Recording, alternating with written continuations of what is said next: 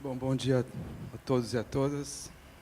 Agradecer Inaê, agradecer o Banco Mundial, Ministério da Fazenda pelo convite e pela confiança aí de ter o GV-SES aí trabalhando junto com vocês.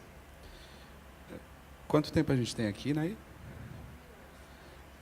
Eu costumo, às vezes, brincar com os meus alunos, né, e fazer a pergunta para eles assim: vocês estão comigo ainda? Eu vou começar fazendo essa brincadeira. Vocês estão com eles ainda? É bastante economia, né? Mas é super importante de ter essa base conceitual para a gente poder avançar. Eu entendo a questão de precificação de carbono como aquelas coisas que tem, às vezes, de eu não conheço, não sei o que é e não gosto disso, né? De fato, quando a gente fala disso, a gente está acoplando algumas palavras como reduzir, restrição, taxar, mercado. Mercado é uma palavra difícil, né? Tributo, enfim, em geral as pessoas não gostam. E mesmo sem saber do que é, já se afastam. Mas o importante aqui é que a gente foi para back to the basics, né? E eu acho que o Seroa resumiu muito bem no final, e eu concordo muito com ele, que não é uma questão de ser, é muito mais uma questão de como, e a gente já está entrando nos detalhes do como. Aí. Porque se nós acreditamos que mudanças climáticas é uma realidade comprovada cientificamente, vai haver regulação sobre isso, regulação sobre uma questão ambiental, tanto no âmbito multilateral quanto no âmbito nacional e subnacional. E isso implica uma regulação sobre redução de emissão. A má notícia é que nós estamos falando de reduzir a emissão. Ponto. Então, isso tem que partir como premissa. E eu acredito que ninguém vai discordar que qualquer instrumento, ferramenta que esteja adotada, tem que trazer o menor custo para a sociedade. E como os custos marginais de redução são muito diferentes por fontes, os instrumentos econômicos e precificação surgem como uma solução absolutamente natural. Então, não é uma questão de se a gente vai usar, e evidentemente que não estamos falando de um instrumento exclusivo, não é uma bala de prata, vai ter que vir acompanhado de várias outras ferramentas, mas isso vai vir de qualquer jeito, e é a maneira mais custo-efetiva, é a maneira que é mais barata para a sociedade como um todo para resolver a questão. Então, a discussão aqui é como que nós vamos fazer isso. E eu acredito que a iniciativa do Banco Mundial vai nessa direção, de começar a fazer modelagem, olhar os trade-offs, porque tem muita variável variando, e às vezes você ganha de um lado e perde do outro. Enfim, então, esse é o debate, e eu acredito que as duas apresentações já trouxeram um pouquinho das implicações da precificação em cima de inovação, competitividade, em cima de setores.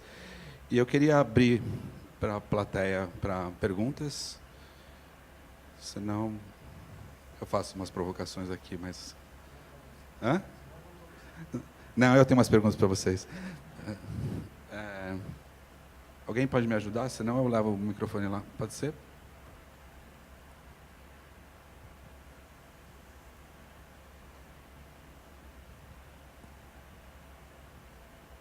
Obrigada a ambos pelas difíceis de acompanhar, mas muito informativas as apresentações. Sou Alice Amorim, do GIPX.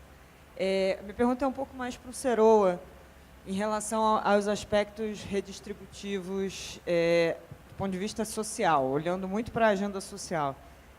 A apresentação da pesquisa que foi feita ali no começo pelo pessoal do GV-SES mostra sobre a integração da agenda climática e a agenda de desenvolvimento sustentável. Então, para falar de desenvolvimento sustentável, a gente está falando de social, econômico e ambiental. E o social não aparece de forma, às vezes, meio marginal nesse diálogo, na discussão econômica. Eu também percebo que as colocações, quando a gente está discutindo essa regulação, está sempre sobre redução de custo, o menor custo possível, o menor impacto possível, mas nunca sobre a lógica da promoção de uma maior igualdade. Ou seja, a gente quer reduzir as emissões com menor impacto econômico, mas a gente não fala sobre esse instrumento de carbon pricing como talvez um instrumento que possa ajudar a redução das desigualdades. Faz sentido pensar nisso também à luz de uma análise de impacto regulatório? Ou seja, como é que o carbon pricing pode ajudar a resolver o problema da desigualdade social e econômica? Ou não? O escopo desse debate está em outro lugar e não necessariamente aqui. Obrigada. Vamos pegar outras perguntas, depois a gente faz uma rodada com vocês dois, pode ser?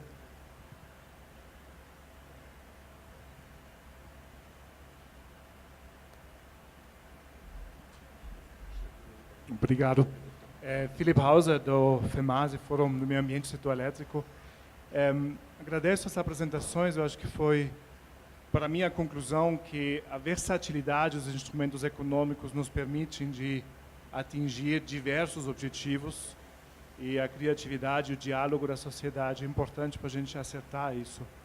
No entanto, o foco foi muito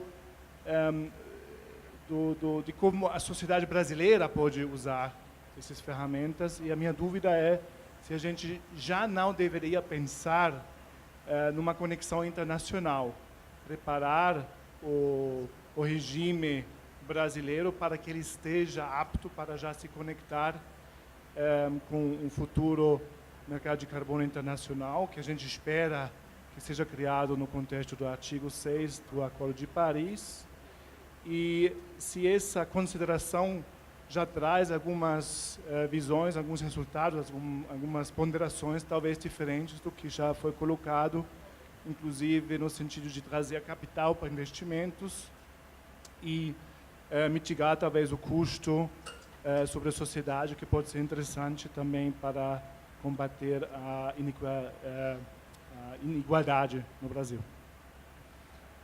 Alguma pergunta adicional?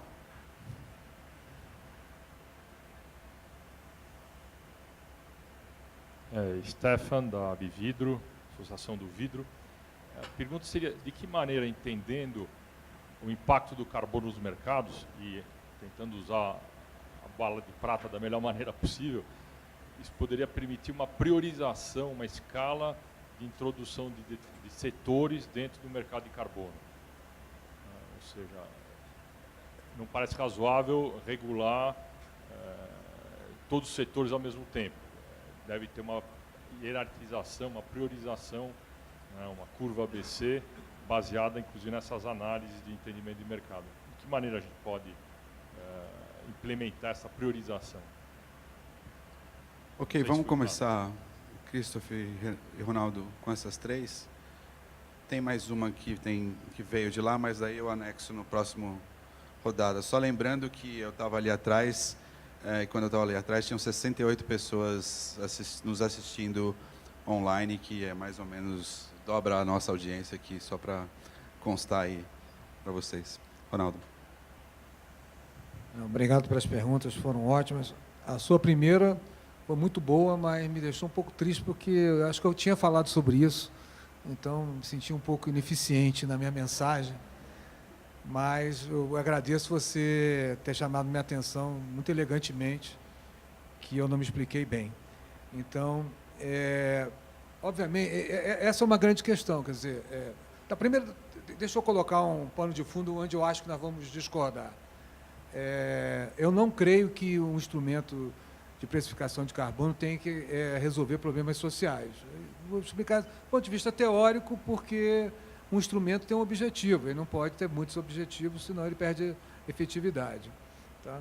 Agora, a história toda que foi aqui contada é que, como ele tem uma receita, caso ele venha a ter, né, essa receita pode ser reciclada na economia de várias formas. Tá? Os dados que eu mostrei aqui têm um efeito muito grande se eu amenizo os efeitos da política. Agora, uma outra questão, que eu não sei se estava na sua cabeça, é o seguinte: eu aumento a minha receita tributária, por exemplo, no Brasil de hoje, tá? Independente dos esforços que a Luísa faz, a gente não conseguiu ainda mostrar que um imposto, né, sobre carbono seria muito bem-vindo, por uma questão fiscal, ele é um imposto mais bonitinho, mais agradável, politicamente correto, né? Talvez desse até para passar alguma coisa nesse sentido. Aí eu tenho essa receita adicional, tá? Ao invés de reduzir uma carga tributária, eu invisto isso em programas sociais.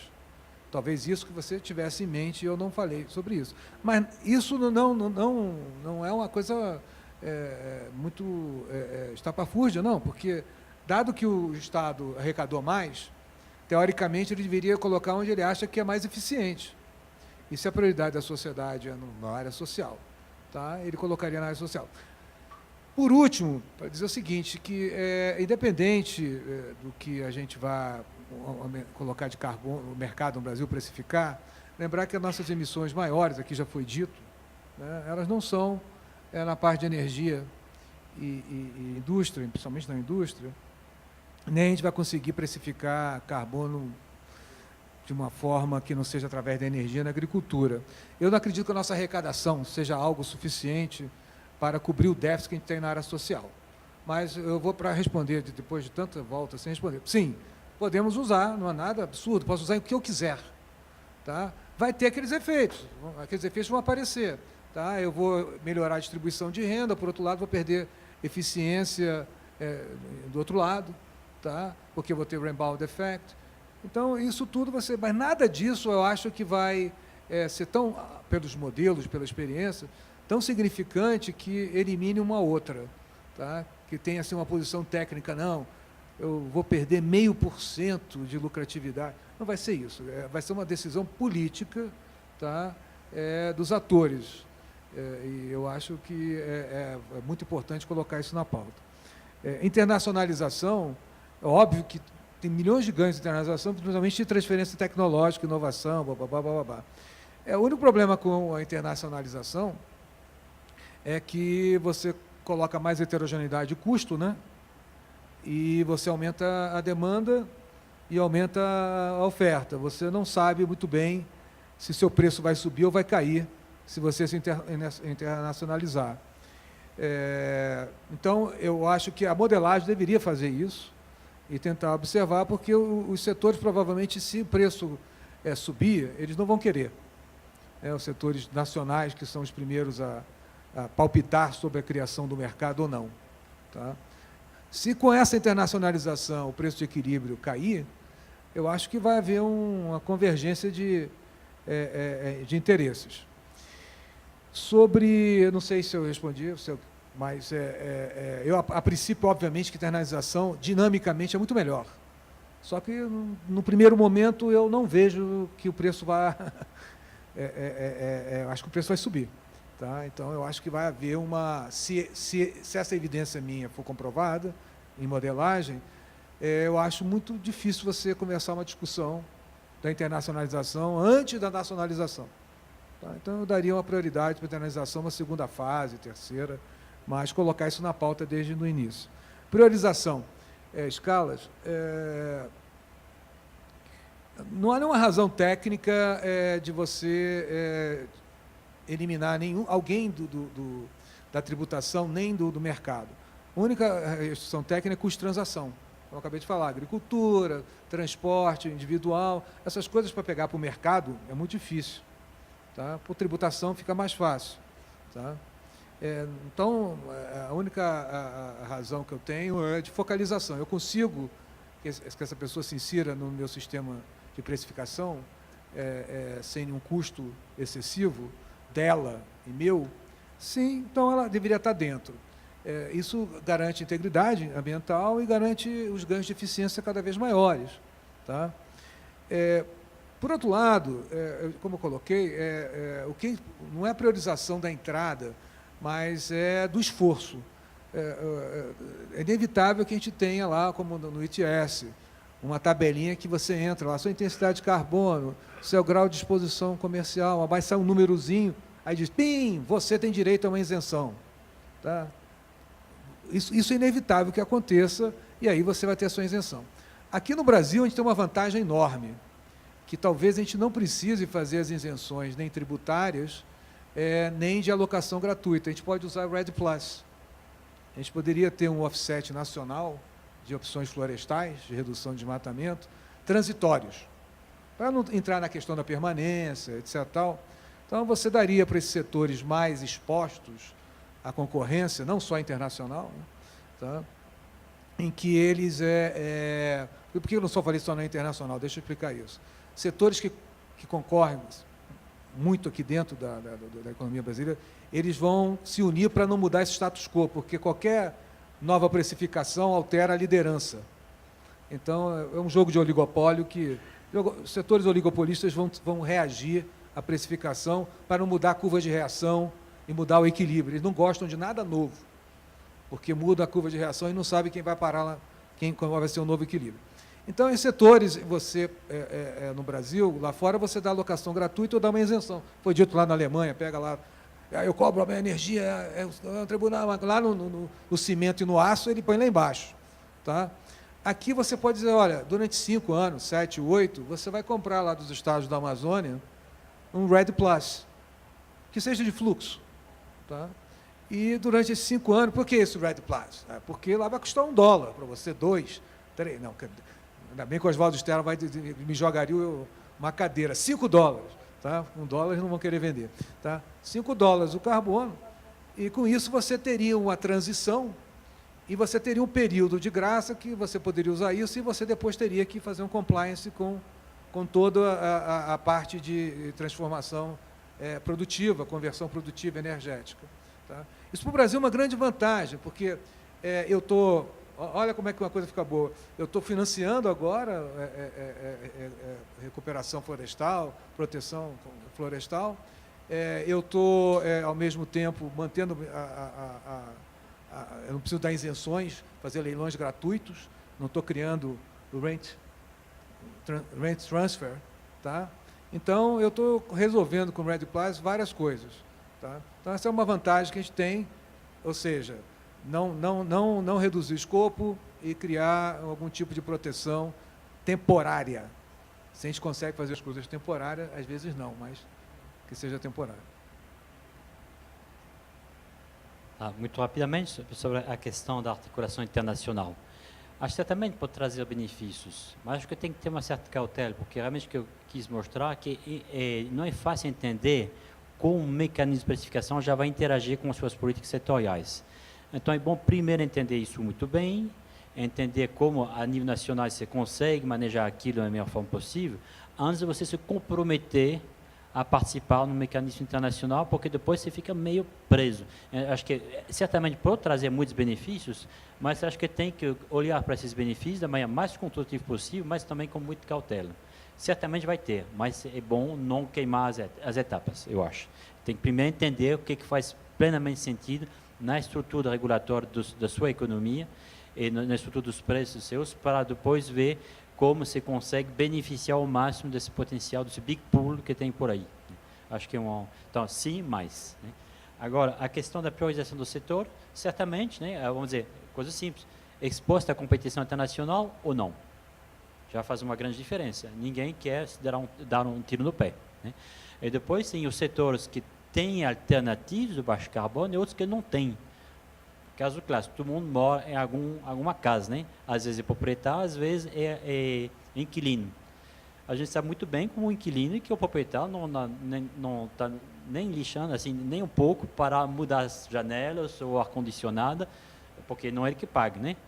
Aí o construtor também não vai fazer esforço de ser competitivo, não vai querer fazer esforços adicionais para ter um prédio super eficiente de produção energética, se na verdade ele perde o mercado.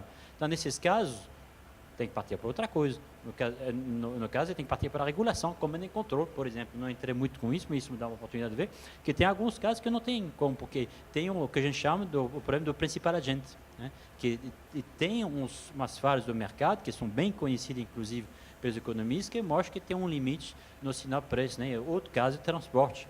Assim, quem tem um carro já sabe que vai enfrentar um congestionamento enorme, porque não tem outra alternativa, porque não tem transporte coletivo. Se você colocar um tributo de carbono no cima do combustível, ele não tem escolha. Ele só vai custar mais caro e vai continuar poluindo, e a poluição vai custar mais caro para ele, mas não tem outra alternativa. Então, certamente, tem uns setores que não tem como reagir a um preço sinal, um sinal preço, e que tem que partir para outra coisa. De repente, a reciclagem, né, da renda carbono que que pode realmente ajudar um lado, ela pode servir para reduzir as emissões nos outros setores. Então, acho que realmente tem que olhar a realidade com muita atenção, né, e ver quais são os diferentes instrumentos que podem se adequar a essa realidade.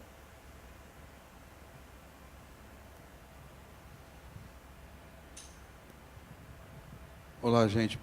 Pedro, eu lamento informar que, na verdade, a gente foi colocado um cap sem trade aqui para o nosso painel por causa do almoço. Então, depois, na hora do almoço, você procura eles para conversar. O Ritel também tinha mandado uma pergunta pela internet sobre floresta e agricultura. Eu acredito que o Seroa, de certa maneira, ao responder uma pergunta, acabou tocando nisso. Então, agradecer a Fazenda e o Banco Mundial, o Luiz e o Christoph, e aí pelo esse painel, pelo esse evento. E tem mais hoje, vai ter mais amanhã e vai ter mais bastante aí ao longo dos próximos meses e anos. Então, oportunidade não vai faltar para a gente conversar sobre isso, não é isso? Muito obrigado aí pela atenção.